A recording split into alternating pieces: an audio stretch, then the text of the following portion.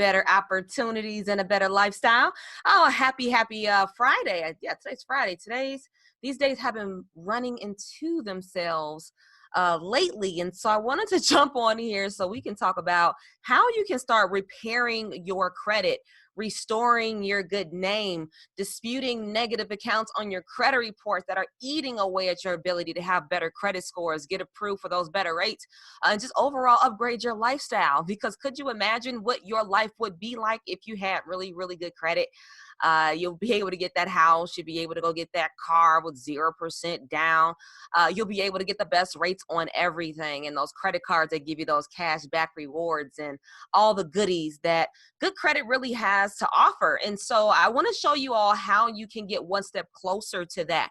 How, if you're struggling with negative accounts on your credit reports that are just like really holding you back, like collections or late payments or bankruptcies, repos, even student loans, these type of things are really holding you back from reaching your goals, right? So let's talk about how you can do that today. So as you all are jumping in, just say hello, just say, hey, Jerry, let me know you guys are here. I really appreciate you jumping in here, spending some time with me. I just think that it's a privilege. I think it's a privilege for you all to be here with me so that you can learn how you can improve your credit. Now, a little bit about me before we get started. Again, my name is Jerry Tyler. For you all that are jumping in, just say, hey, if you're watching this in replay land, just say hashtag replay. But prior to even starting Fly Credit, I had really, really bad credit, y'all. I had 545 credit scores, and my credit report was really swimming in medical collections and like old cell phone bills and late payments. So my credit was jacked, and it was really, really bad because I didn't know the first thing about credit. I didn't know the first thing about getting approved for a credit card. I didn't know the first thing about even using credit cards. I was maxing them out and then forgetting to pay them and ruining my credit scores and just not really knowing what's going on, right? Like, you know how when you're on your journey to good credit, and you're not really educated about it, you go through all these highs and lows, right? Where your score is up and then it's down again, and then it's up and then it's down again, and then it's up and then it's down again. And you're like, what is going on? Like, how do I get my scores up? Like, how do I increase my scores? Well, what I've later realized after learning so much about my credit is that after about 5 years of really working diligently, really like committed to improving my credit scores, I took my scores from a 545 to a 765 in 8 months. I bought my first house for me and my 2 children. We've been here for, almost like 5 years now.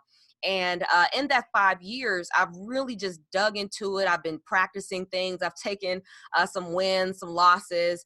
But overall, what I've learned through it all, it got me to get to an 850 credit score. Now, it wasn't easy, but it took a lot of strategy, a lot of patience, and a lot of diligence. Honestly, it's really just a time. It's a time thing. It takes time to build an 850 credit score. But what I realize is it doesn't really have to be hard if you just know the basics. And so one of the main principles of having really good credit, y'all, one of the principles of having really, really good credit is, y'all ready for it? You cannot have derogatory information on your credit reports. You can't have anything negative on your credit reports. So, no bankruptcies, no late payments, no charged off accounts, no repossessions, none of that. You have to have flawless credit. You can't have anything negative on there. You can't have all these outstanding balances and maxed out credit cards, late payments on your student loans, auto loans, mortgages. You just really can't have that if you want to have really good credit. So today I want to talk to you all about how you can start disputing this on your credit reports. Now, this is actually one of our letters that we have in our Flawless Credit Guide. Now, for you all that are watching this right now, you've already picked this up, then you've probably already seen it, but I want to walk through it again so you'll at least know how you can, use the letter, like actually use a letter line by line.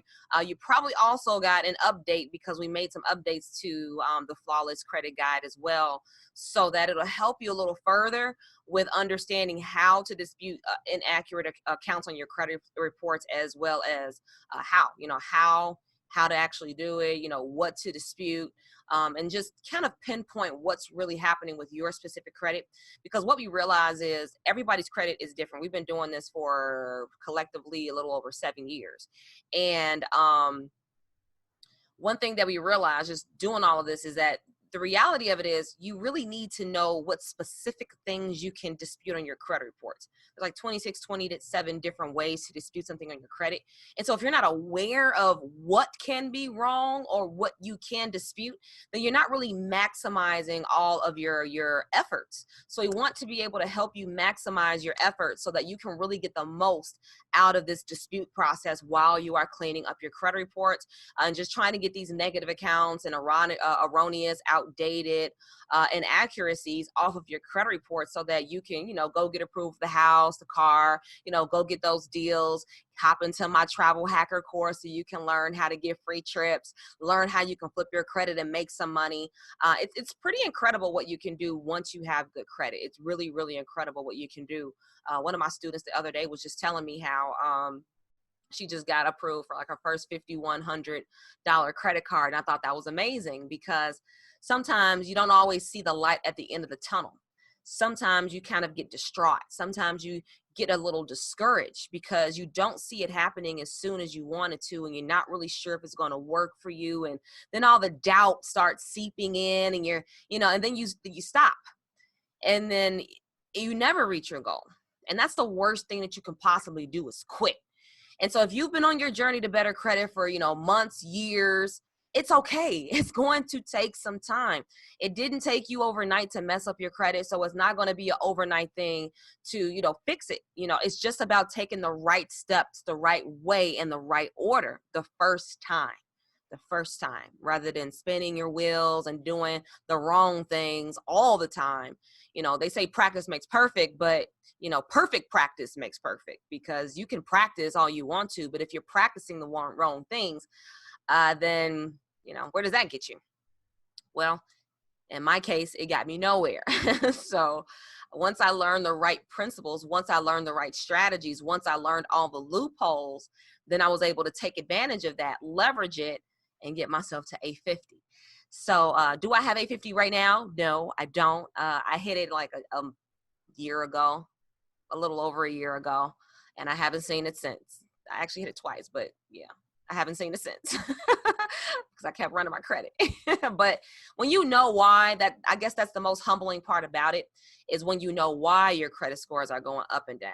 And so if you don't know why your credit scores are going up and down, then that can be stressful. But you need to learn why your credit scores are going up and down. And this could be one of the main reasons, is that you have inaccuracies on your credit reports.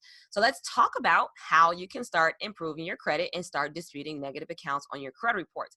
Now, for my friends that already have the Flawless Credit Guide, drop it in the comments. I've got the guide. Who's got the guide in the comments? Drop it in the comments. I've got the guide. If you don't have the guide already, I'll just throw the link in the description for you all so you can grab your copy of it. But this has 3 dispute templates in here so that you can dispute any inaccuracies on your credit report. This letter works for any kind of negative account on your credit. So you can use this for a repo or bankruptcy or, student loan or, whatever collection you're trying to dispute. So whatever you're trying to dispute, you can use this for that, okay? We have an inquiry dispute letter in there and also a request to update personal information. So that way you'll be able to get that part started. Now, generally speaking, you always want to write a dispute letter to the credit bureaus. You don't want to dispute anything online, because when you dispute stuff online, you do waive your rights under the Fair Credit Reporting Act. If you don't know anything about the Fair Credit Reporting Act, I did a video about that about 2 days ago, so you can learn more about the Fair Credit Reporting Act in detail. But you're going to want to know about the Fair Credit Reporting Act, the federal guidelines that the creditors and credit bureaus have to follow. And so, you can learn more about that. But once you, do understand the Fair Credit Reporting Act, then you have to write a letter to the creditors and the credit bureaus. You really need a paper trail, because here's why. If you go to court because you can go to court if you have inaccuracies on your credit report that are consistently reporting and holding you back. You can go to court and sue the creditors and the credit bureaus up to $1,000. So you can take that small claims court, sue them up to $1,000 and seek your damages or more, actually, or more. So you can do that. You can seek out a consumer lawyer and they can help you with that. But if you have inaccuracies on your credit reports, and there are so many different inaccuracies that you can find, you can purchase the Flawless Credit Guide and learn all 27 of them, okay? But at the end of the day, once you discover what's inaccurate on your credit reports, after you pull it, you learn more about the Fair Credit Reporting Act, then you start mailing the letter so you can start getting that paper trail. If you don't have a paper trail, you can't win anything in court because you don't have any proof. So always write a letter. Do not dispute online. So dispute inaccuracies. Okay, now this is a basic letter. This is going to go to the bureau name, the address, and the date. Now we do have all the addresses and everything in the letters, in the guide as well, my friends. So all of that is already in the guide for you. So you can copy, paste the bureau name, address, and then insert the date that you're going to be sending the letter. And then it's regarding a letter to remove inaccurate credit information. It's just that simple, okay? To whom it may concern. I received a copy of my credit report and found the following items to be errors. Here follows what errors there are. Now, there are, like I said, a lot of different ways to dispute stuff on your credit report. But generally speaking, what you want to do is you want to include the account number. You want to include the account name. If you just dispute stuff on your credit report, you have to be specific about what you're disputing. If you're not specific about what you're disputing, then you're not really going to have any success. So you have to be specific about what you're disputing. Now, this could be a lot of different things, but you have to specify what is wrong with the account information reporting on your credit report and what you would like them to do. So like, for example, the account balance is incorrect. Please remove it from my credit report. Not the account balance is correct. Please verify. Like, yeah, you can say please verify, but I like to be very direct and say, hey, please remove it from my credit report because it's inaccurate. And so if it's inaccurate, according to Fair Credit Reporting Act, they have to remove it from your credit reports. So, that's one thing. Now, there are a lot of other different consumer laws that you really need to know about, but the Fair Credit Reporting Act is a good one to get started with at least. If you want to know more consumer rights you should know about, I would say check out our Credit 101 course or just join our Fly Credit University membership because you'll get all of our courses and you'll be able to learn how to dispute everything on your credit. You'll be able to build a 50 credit score. You'll be able to learn all your consumer rights. So you'll be able to learn all of that. So it's kind of give you a more well-rounded understanding about how to dispute things on your credit reports. But this is really a good start for you. By the provisions of the Fair Credit Reporting Act, I demand that these items be investigated and removed from my report.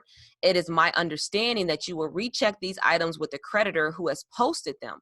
Please remove any information that the creditor cannot verify. I understand that under 15 U.S.C. Section 1681 IA, you must complete this reinvestigation within 30 days of receipt of this letter. So they have to investigate your claim or your dispute within 30 days of receiving the letter. Okay, now people always kind of get this confused. They're like, well, I sent the letter out, right? I sent it. But you have to know when they actually received it. Now, sometimes letters may get lost in the mail, or so put tracking on it if you can. If you can afford to put the tracking on it, then do that. And then if you put the tracking on it, then you'll know when they received the letter. And then that 30-day countdown will start. They will do the investigation, and then they will send you a letter that gives you the results of the investigation. That's the way that it works. It's a very, very standard process. Please send an updated copy of my credit report to the above address. According to the act, it's actually supposed to be below address. We actually changed it because the client's information used to be up top. You can also do that. You could put it up top if you have like windowed envelopes, if you want to mail it that way. But nevertheless, they have 30 days after they receive it to investigate your claim and get back to you before you can take step 2. If they do not remove it from your credit reports, or if they do, then you don't even have to dispute it again. But if they do not remove it from your credit reports, then you have to go into step 2 and you have to dispute it further and follow up. Follow up is key.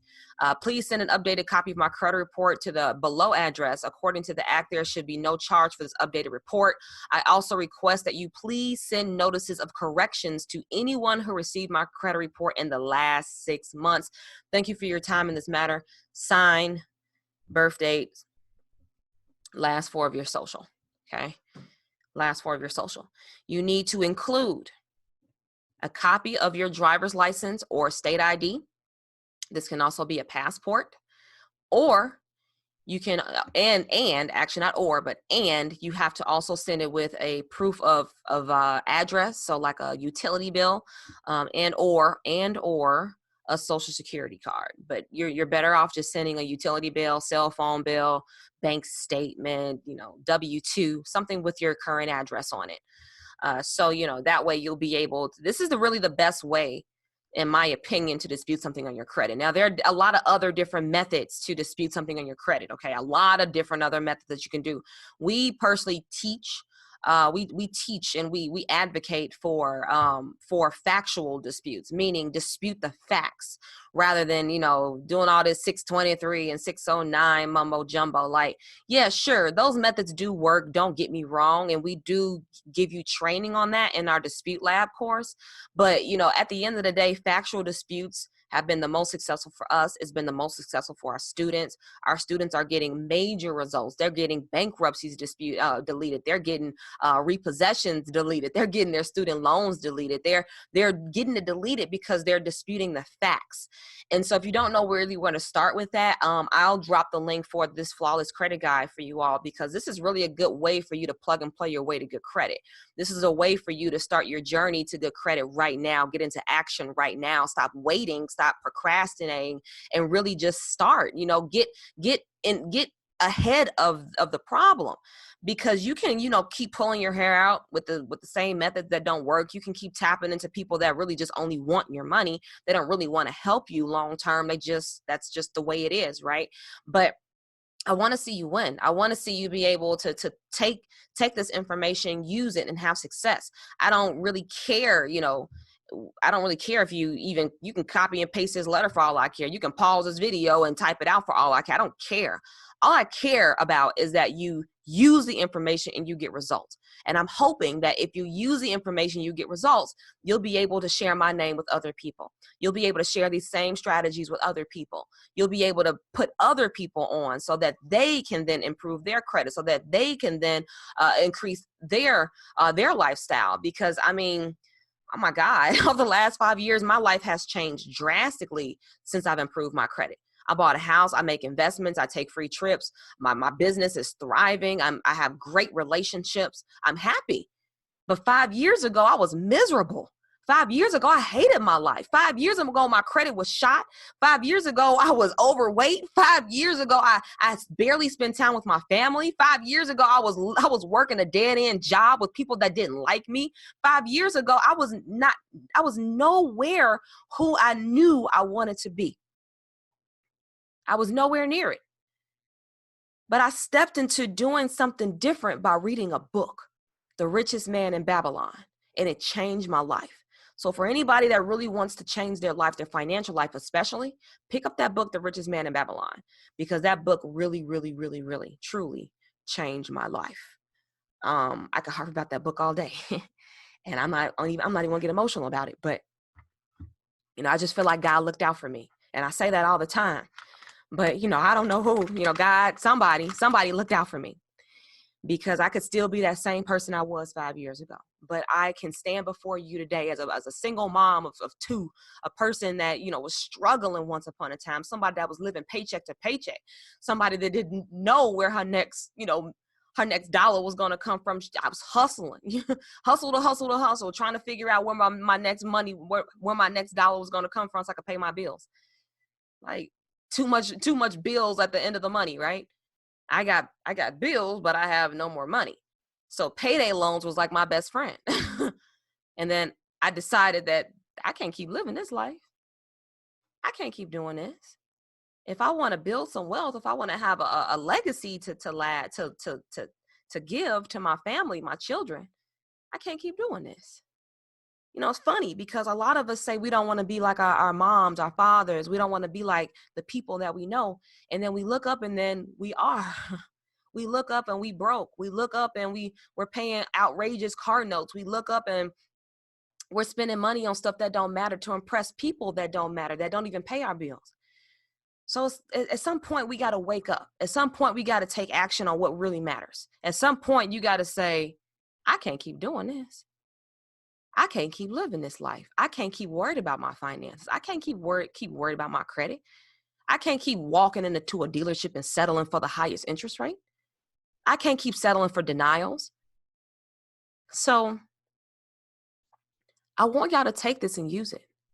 And if you need just a plug and play guide, if you just want to copy and paste it and just easy breezy it, purchase the Flawless Credit Guide. It's only $7. That's it. And it's loaded with information, loaded. Okay. If you wanted to know about your consumer rights, if you wanted to know how to dispute on your credit reports, if you want to know how to get there, if you want to know how to improve your credit scores, clean it up, learn how your credit score is calculated, how to hack your credit scores, this would be the perfect resource for you. So I'll drop the links in the comments for you if you want to check it out. But if you already have it and you're not using it right now, pick it up, get the link, make it happen. What are you waiting for? Do it. Just do it already. So I will see y'all next time. I'm going to follow up with you about this. Tomorrow, we're going to talk more about how to build your credit scores. So I will see y'all tomorrow.